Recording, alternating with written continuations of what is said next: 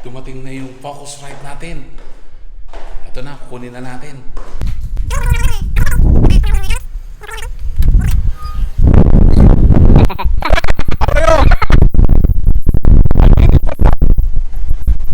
Where is it, pare? This is the one. Thank you very much. Thank you. Ito na, dito na siya. Yes!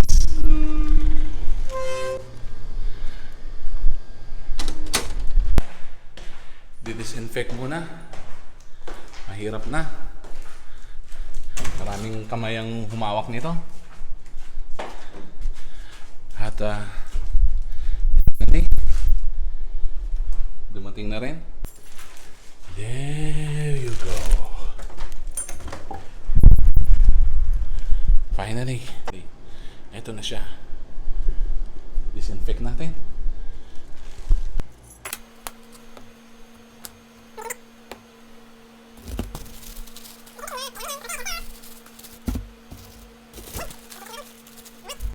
Then, follow up ng alcohol.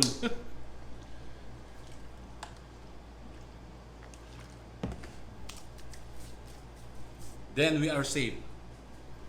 Watch out! I-unbox natin to. Few days later. Hello there! Dito na naman po tayo. Jojo Castor Torres. Welcome to GC Torres Vlog. Guys, sa episode na ito, talagang very excited ako. Alam niyo kung bakit? Finally, natanggap na rin natin ang ating audio interface. Dumating na po siya. At eto na siya. Ang tagal ko rin hinintay. Mga 8 days din siya bago dumating. I'm very excited. Sa episode na to, tara, i-unbox natin. Pero bago yan, kung bago ka sa channel ko, ano pang hinihintay natin? Mag-like na at mag-subscribe.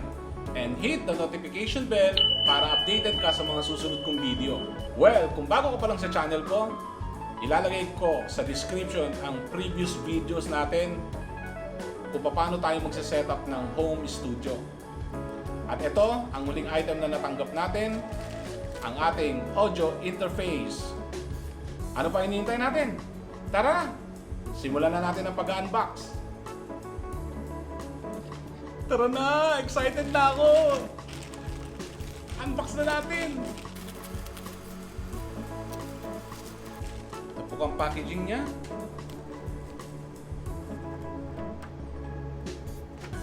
Yung order description. Ito pong on-order natin ay mayroon dalawang generation. Merong second generation at third generation. Ang second generation na pinagkaiba po sa na-order natin ngayon na Scarlett, Focusrite Scarlett 2i4 USB audio interface, which means ang power niya manggagaling sa PC, manggagaling sa laptop, USB lang siya. While ang third generation po ay may sarili siyang power na galing sa outlet, AC/DC outlet. So, tara na. Buksan na natin.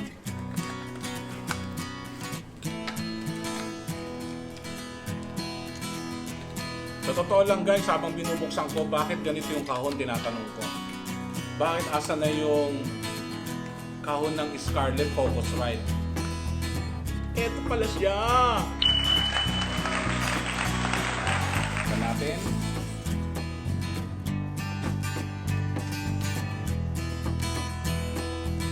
Scarlett 2i4 USB audio interface. So, eto po yung gagamitin natin pag magre-record ka ng audio mo or instrument. Tingnan natin ang loob.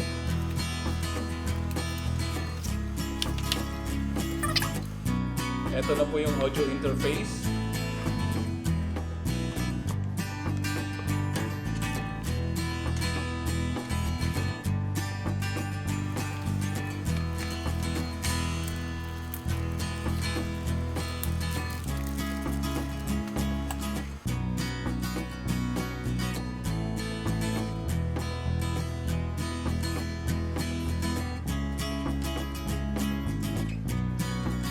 Ito po ay 2i4 model. Which means, ibig sabihin ng 2i4 ng Focusrite, 2 input and 4 output. Yung input po niya is ito. Yan. Tsaka ito. Yan. Ito pong input niya, jack niya, dalawang klase pong cable ang pwede nyo ilagay dyan. Yung XLR o di kaya TRS cable. 2-in-1 po yan. Ngayon, meron ditong switch. Kung line, nakalagay sa line, which means microphone ang gagamitin nyo. Kung ang isasaksak nyo dito, dito sa may input ay instrument naman ang gagamitin nyo, isi-switch nyo siya sa instrument. Okay. Meron po itong kasamang cable. Tingnan natin yung cable.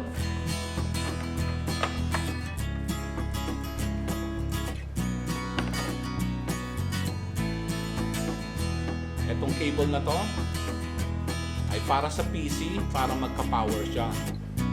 Or sa laptop, ito yung cable niya.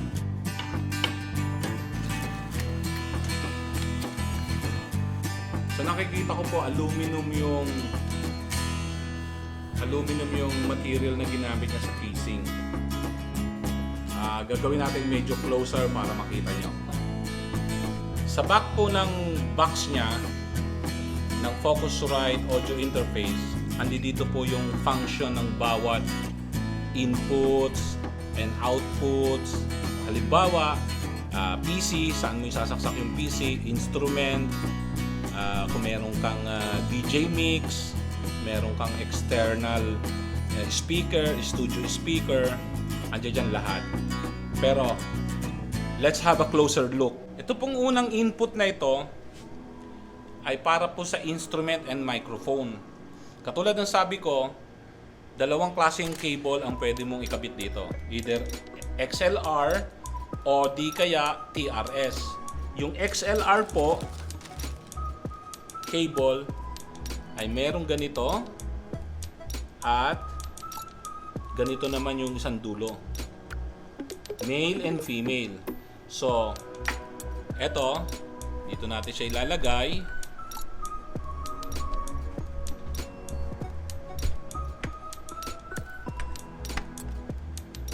Ganyan po siya. Yung TRS naman ay ganito naman ang itsura ng cable. 1/4 inch. Para sa instrument naman ito. Pwede rin siya dito. Then, ito pong switch na to, either instrument or line. Kapag ka microphone ang ilalagay mo, kailangan nasa line siya. At kung instrument naman, ang isasaksak mo dito, dapat nandoon siya sa instrument. At ito naman, ang gain knob. Etong gain knob, ito yung pinaka-control mo kung mataas na yung pick up ng instrument mo or vocals mo. Malalaman mo kung medyo malakas masyado yung gain mo, may indicator po yan. Green kapag ka okay yung level mo. Pag nag-yellow na siya, ibig sabihin malapit ka na sa peak or yung tinatawag nilang clipping. Kasi ang mangyayari, magiging basag na yung recording ng vocals or ng instrument. Ito namang pad button, ito naman yung pang-control ng sensitivity. Kasi kung minsan may mga instrument na mataas ang gain niya. So, kapag ka pinrest mo ito, marireduce niya yung pasok ng signal dito sa audio interface mo. Kaya hindi ka magki-clip or hindi ka sosobra doon sa limit niya para maganda ang dating or ng recording ng voice or ng instrument. At ito naman yung 48 volt phantom power. Sa mga condenser microphone,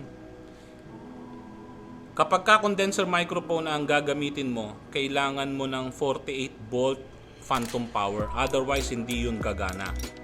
So, etong audio interface na to, na-consider na nila yon.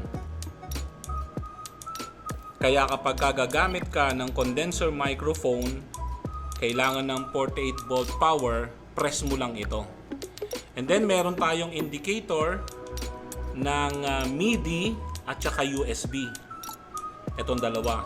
MIDI, kung meron kang isasaksak na MIDI devices like keyboard or DJ mixing or drum set na MIDI, mag-i-indicate yan kung may nakakonect dyan sa audio interface mo.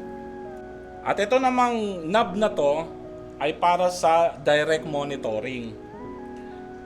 Bali, itong direct monitoring na to is kung nasa left side siya, nasa left, or nasa gitna, or nasa right, ibig sabihin, pag left, kung ano yung input mo dito sa instrument or vocals, yun lang ang maririnig mo.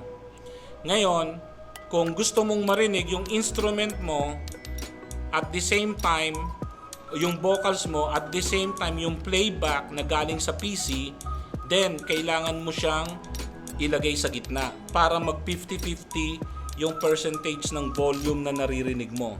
Naririnig mo yung playback ng music mo galing sa PC, at the same time naririnig mo yung input ng instrument mo at saka vocals kung ginagamit mo itong dalawang input jacks na ito. And then dito naman, ito naman ay para sa stereo and mono.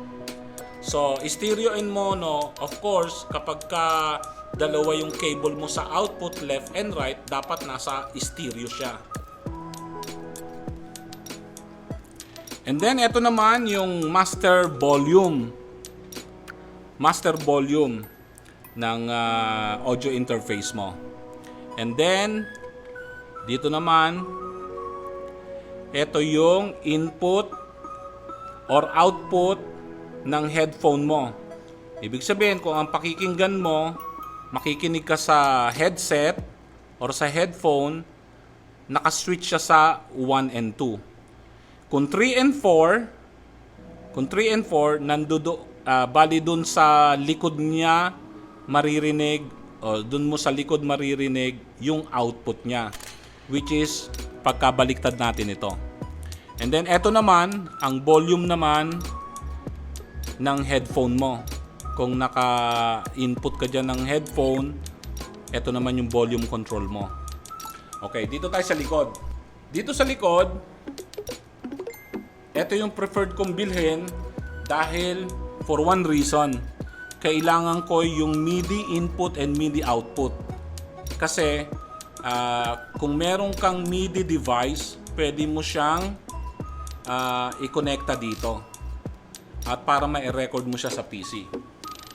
So kailangan, kung gagamit ka ng MIDI in and MIDI out, kailangan mo ng MIDI cable na nabili din natin sa Amazon. Ito naman yung itsura ng cable niya. Yan. Ganyan naman siya. Yan. Okay. At itong sa dulong ito is output, balance output. Dito mo i-connecta kung meron kang speaker monitor. So, dalawang TRS cable ang gagamitin mo papunta sa speaker. Ito naman, ito ang tawag dito ay balance kasi left and right. At ito naman is RCA output. So, yung RCA output katulad po ng cable lang na gagamitin nyo dyan ay yung katulad dun sa mga components na may kulay na white and red and sometimes yellow kapag may video. Di po ba?